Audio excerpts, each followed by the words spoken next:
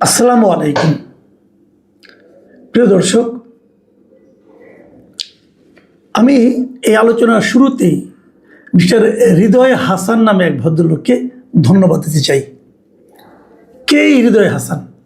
তিনি কুষ্টিয়া সদর উপজেলার সোনাপুর নোয়াপাড়া এলাকার একজন বাসিন্দা এবং উনি জেলা ছাত্রদলের একজন সদস্য, আহ্বায়ক কমিটির সদস্য।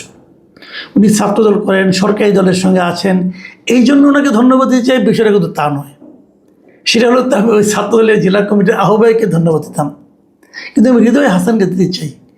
এই কারণে চাই, উনি একটা কাজের কাজ করেছেন। এই কাজটা আমাদের অনেকেরই করা উচিত।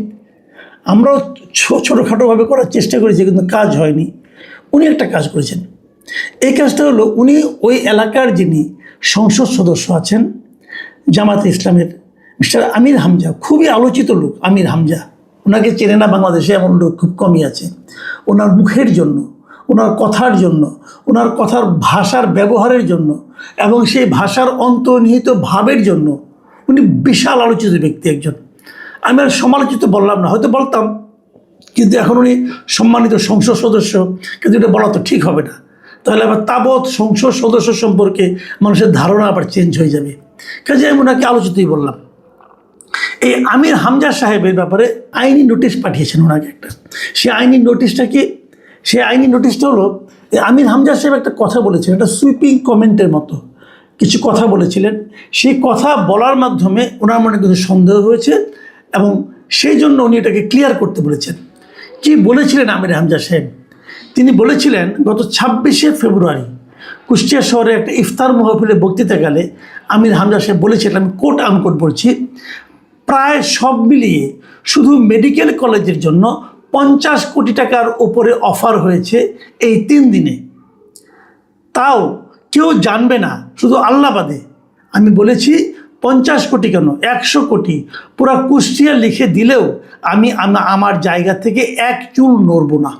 মানে উনি কত নীতিবান ব্যক্তি সেটা প্রমাণ করেছেন যে উনি 50 কোটি না, 100 কোটিও না, যদি পুরো কুষ্টিয়া লিখে দেয় তাও উনি ওনার নৈতিক অবস্থান থেকে এক চুল নড়বেন না। এমন কথা যদি বলতে পারেন, তার প্রতি শ্রদ্ধায় মাথা নত হয়ে আসে না? আসে তো। কিন্তু প্রশ্ন হচ্ছে, ওনাকে 50 কোটি টাকার অফারটা কে দিয়েছেন? কেউ কি দিয়েছেন নাকি কেউ দেননি? উনি বানিয়ে বানিয়ে বলেছেন। যদি বানিয়ে যান, আমি আপনাকে বললাম যে আমাকে একটা রিপোর্ট করার জন্য 10 কোটি টাকা অফার করা হয়েছে। আমি 50 কোটি বললাম না, কারণ অত টাকা আমাকে কেউ অফার করবে না। ধরলাম 1 কোটি টাকা অফার করেছে, 1 কোটি টাকা অফার করেছে, আমি সেটা নিইনি। তো আপনি জিজ্ঞেস করেন, ভাই কে অফার করেছে? কি না, তার নাম আমি বলবো না। তো তার নাম বলবো না কেন? আপনাকে যদি কেউ অফার করে থাকে, এই অফার করাটাই তো একটা অপরাধ। অফার করাটাই অপরাধ না? আপনি নেবেন কি নেবেন না সেটা পরে এলাম।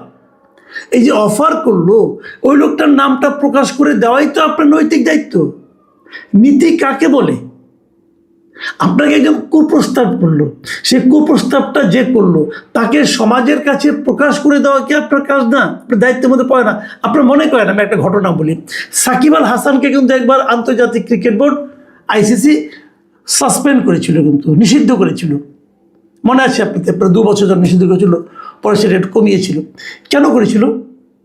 এই যারা বেটিং করে, মানে বাজি টাজি ধরে, তাদের কেউ একজন ওনাকে একটা মেসেজ পাঠিয়েছিলেন যে বাজির ক্ষেত্রে উনি হেল্প করবেন। সেই মেসেজ অনুযায়ী কোনো কাজ সাকিব আল হাসান কিন্তু করেনি, মানে উনি বেটিংয়ের পার্ট হননি। কিন্তু তারপরেও ওনাকে সাসপেন্ড করা হয়েছিল এই কারণে যে ওনাকে যে মেসেজ করেছিল সেটা উনি কেন আইসিসিকে জানায়নি, অথবা কেন উনি বাংলাদেশ ক্রিকেট বোর্ডকে জানায়নি। এরকম একটা কুপ্রস্তাব ওনার কাছে এসেছিল, উনি সেটা চুপচাপ বসেছিল, কাউকে জানায়নি। এই যে কাউকে জানায়নি, এটা অপরাধ। এবং এই অপরাধের কারণে ওনার শাস্তি হয়েছিল, শাস্তি মাথা পেতে নিতে হয়েছিল। সাকিব আল হাসান ওই সময় বাংলাদেশের সবচেয়ে 1 নম্বর প্লেয়ার ছিলেন, তাকেও কিন্তু আন্তর্জাতিক ক্রিকেট বোর্ড সাসপেন্ড করেছিল এবং উনি খেলতে পারেন নাই দীর্ঘ সময়। তো এই যে ঘটনাটা, যে গোপন রাখাটাও অপরাধ। তাহলে এরা গোপন কথা বলে কেন? কেন বলে আমাকে অফার করেছিল, আমি অফার মানিনি? হৃদয় হাসান বলেছেন, ভাই আপনাকে এটা প্রকাশ করতে হবে যে আপনাকে কে ঘুষ দেওয়ার প্রস্তাব দিয়েছিল, তাকে আমরা চিনতে চাই। যদি আপনি 7 দিনের মধ্যে আমাদেরকে না বলেন, তাহলে আপনার বিরুদ্ধে আমরা আইনগত ব্যবস্থা নেব। আচ্ছা, এই ঘটনা কি প্রথম এই দেশে? প্রথম না, আসেন আমরা একটু আগের থেকে আসি। আচ্ছা, আগে প্রথমটা বলি। গত কয়েকদিন আগে আমাদের একজন সাবেক উপদেষ্টা, এনসিপির মুখপাত্র মিস্টার আসিফ মাহমুদ সজীব ভুঁইয়া, উনিও বলেছিলেন যে ওনারা যখন ক্ষমতায় এলেন তখন এই ডিপ স্টেট ওনাদেরকে প্রস্তাব দিয়েছিল যে আপনারা আমাদের কথা অনুযায়ী চলেন, আপনারা 2029 সাল পর্যন্ত ক্ষমতায় থাকবেন, সেই ব্যবস্থা আমরা করে দেব। কিন্তু ওনারা এতই গণতান্ত্রিক, ওনারা এতে রাজি হননি। তারপর মিডিয়াগুলো জিজ্ঞেস করলো, ভাই এই ডিপ স্টেটটা কে? উনি বলছেন, না আমি এখন নাম বলবো না। কেন নাম বলবেন না? নাম বলবেন না কেন? ডিপ স্টেট তো খারাপ জিনিস, তাই না? এরা তো সরকার না, সরকারের বাইরে কেউ, যারা নাকি সরকারকে প্রভাবিত করতে চায়, অনৈতিকভাবে প্রভাবিত করতে, তাও তো খারাপ। সেই খারাপ লোকগুলি কারা আপনি বলবেন না কেন? তো সেই লোকগুলো যে এখনও যেন সমাজে থাকবে, খারাপ লোকগুলো যে থাকে তারা আরও খারাপ কাজ করবে, নাম বলবেন না কেন? প্রশ্ন হলো, নাম কি জানেন? আরও প্রশ্ন হলো, সে নাম কি কেউ কি আদৌ আপনার কাছে প্রস্তাব দিয়েছিল, নাকি আপনি বানিয়ে নিজের গুরুত্ব বাড়াচ্ছেন? আরেকটা প্রশ্ন আছে, সেটা কি আপনি নিজেই আবার ডিপ স্টেট না? তো আপনারা নিজেরাই কি ডিপ স্টেট না? কারণ আপনারাও তো ইউনিসেফ 2029 পর্যন্ত থাকুক এটা চেয়েছিলেন। আচ্ছা ঠিক আছে, আমরা আরেকটা উদাহরণ দিই। এই আইনশিবির আরেক নেতা নাহিদ ইসলাম, তিনি একবার একাত্তর টেলিভিশনকে, একটা কিছুদিন আগের কথা, একাত্তর টেলিভিশনকে একটা ইন্টারভিউ দিয়েছিলেন। সেই ইন্টারভিউতে উনি বলেছিলেন যে আমরা যাদেরকে উপদেষ্টা বানিয়েছি, এই উপদেষ্টা অনেকেই নিজেদের আখের গুছিয়েছে, তারা গণ অভ্যুত্থানের সঙ্গে বিট্রে করেছে, এবং যখন সময় আসবে এদের আমরা নাম প্রকাশ করব, এই লোকগুলি এখন সেফ এক্সিট খুঁজতেছে পলিটিক্যাল পার্টিগুলির সঙ্গে বসে। বলা হয়েছিল কারা তারা? উনি বলছেন না, নাম পরে বলবো। উনি কি বলেছিলেন, যখন সময় আসবে তখন আমরা এদের নাম উন্মুক্ত করব। তার মানে উনি নামগুলি জানেন। সময় ভাই এখনো আসে নাই। প্রতিদিন তো সরকারের বিরুদ্ধে বলেন, প্রতিদিন তো বিএনপির বিরুদ্ধে বলেন, এখন আপনাদের সময় আসে নাই নামগুলি বলার জন্য? নাকি লেনদেন করেছেন, লেনদেন করে চুপ হয়ে গেছেন, কিছু পেয়েছেন, বলছে ওরা হয়তো বলছে ভাই আমাদের নাম বলেন না, তোমার কিছু টাকা দিই, টাকা নিয়ে চুপচাপ বসে আছেন? আমি কিন্তু এই সন্দেহ করি ভাই। আপনি একটু সতলোক হতে পারেন, কিন্তু আমার মনে এই সন্দেহটা আছে এই কারণে আপনাদের নাম প্রকাশ করেন নাই। আচ্ছা, আরেকজনের কথা বলি। আপনাদের নিশ্চয়ই মনে আছে, আমাদের একজন খুব গুরুত্বপূর্ণ উপদেষ্টা ছিলেন, তিনি হলেন আসিফ নজরুল, ঢাকা বিশ্ববিদ্যালয়ের অধ্যাপক, খুব গুরুত্বপূর্ণ লোক। এবং উনি প্রথম আলোতে নিয়মিত কলাম লিখতেন, উপন্যাস লেখেন, বহুমুখী প্রতিভার অধিকারী উনি। এবং আমি ওনাকে সৎ হিসেবেই জানি, আমি ওনাকে পছন্দও করি। তো উনি একবার বলে বসেন নাই যে 5-6 জন সাংবাদিক উপদেষ্টা হওয়ার জন্য ওনাকে ফোন করেছে, তদবির করেছে, বলেননি? বলেছিলেন তো। সেই 5-6 জন সাংবাদিককে নাম প্রকাশ করেননি কেন? আমি তখনই একটা প্রশ্ন করেছিলাম, আপনি যখন 5-6 জন সাংবাদিকের নাম বললেন, তখন কিন্তু আপনি পুরো সাংবাদিক সমাজকে একটা প্রশ্নের মুখে দাঁড় করিয়ে দিলেন। কে সেই 5-6 জন সাংবাদিক? নাম বলেন। আপনি নাম কেন বললেন না? যদি আপনি নাম বলতে না পারেন, তাহলে আপনি 5-6 জন সাংবাদিক কেন বললেন? তার মানে আপনি কিন্তু পৃথিবীর তাবৎ প্রফেশন থেকে একটা প্রফেশনকে বেছে নিলেন আপনার সন্দেহটাকে ছড়িয়ে দেওয়ার জন্য।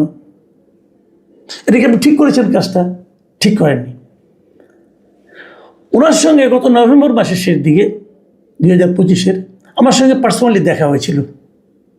ওই সশস্ত্র বাহিনী দিবসের একটা অনুষ্ঠানে আমি গিয়েছিলাম, ওখানে ওনার সঙ্গে দেখা। আমি ওনাকে কিছু জিজ্ঞাসা করিনি, উনি নিজেই আমাকে বলেছিলেন যে আপনি যেটা করে, আমি যে ওনাকে প্রতিবাদ করেছিলাম যে জিনিসটা নিয়ে, উনি বলেছিলেন, ব্যাখ্যা দেওয়ার জন্য বলেছেন যে ওই 5-6 জন সাংবাদিকের মধ্যে আপনি নেই। তো আমি হাসলাম, হেসে বললাম যে আমি যে নেই এটা তো আমাকে বলার কোনো দরকার নাই, কারণ আমি নিজেই তো জানি আমি নেই। আমি তো নিজেই জানি যে আমি নেই, তো আমি নেই এটা তো আমাকে ইনফর্ম করার কোনো দরকার নেই রে ভাই। কিন্তু কারা তারা বলেন?